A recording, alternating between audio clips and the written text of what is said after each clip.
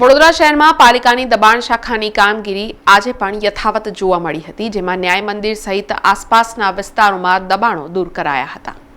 આજે વડોદરા મહાનગરપાલિકાની દબાણ શાખાની ટીમ પોલીસ બંદોબસ્ત સાથે રાખી જૂની ન્યાય મંદિર, લહેરીપુરા, મંગળ બજાર સહિત આસપાસના વિસ્તારોમાં દબાણ દૂર કરવા વહેલી સવારથી જ કામે લાગી હતી, જેમાં દૂધવાડા મોહલ્લા અને સાયકલ બજાર જેમાં સંવેદનશીલ વિસ્તારમાં પણ દબાણ શાખા દ્વારા રોડ પરના લારી ગલ્લા દ્વારા કરાયેલા દબાણને દૂર કરવાની કામગીરી હાથ ધરવામાં આવી હતી।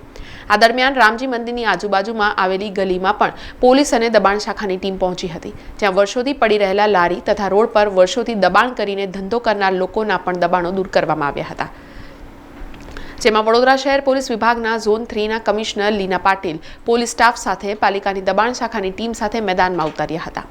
અસામાજિક તત્વો દબાણ કરી બેફામ બની મધરાત્રિ સુધીને લારી ગલ્લા ઊભા કરી દબાણો કરતા હોય છે, ત્યારે આજે લાલકોટની સામેના અને આસપાસના તમામ વિસ્તારોમાં ગેરકાયદેસર દબાણો દૂર કરવામાં પાણીગેટ પોલીસ સ્ટેશન અને સિટી પોલીસ સ્ટેશનનો સ્ટાફ પણ જોતરાયો હતો। આ દબાણો દૂર કરવાની કામગીરી દરમિયાન સ્થાનિક રહીશોના ટોળેટોળા જોવા મળ્યા હતા, જ્યાં વર્ષોથી ચાની લારીઓ, નાસ્તાની લારીઓ તથા પાનના ગલ્લાના દબાણો દૂર કરવામાં આવ્યા હતા।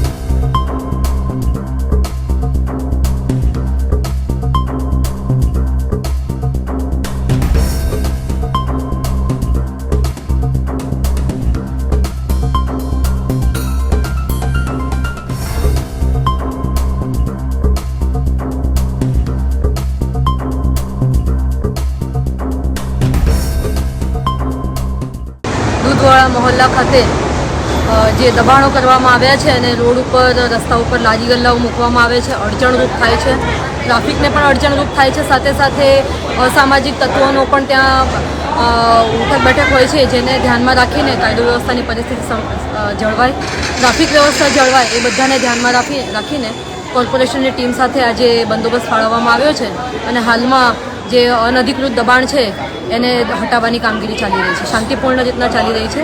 પૂરતો પોલીસ ફોર્સ રાખવામાં આવ્યો છે અને કોર્પોરેશનની પણ પૂરતા પ્રમાણમાં ટીમો હાજર છે।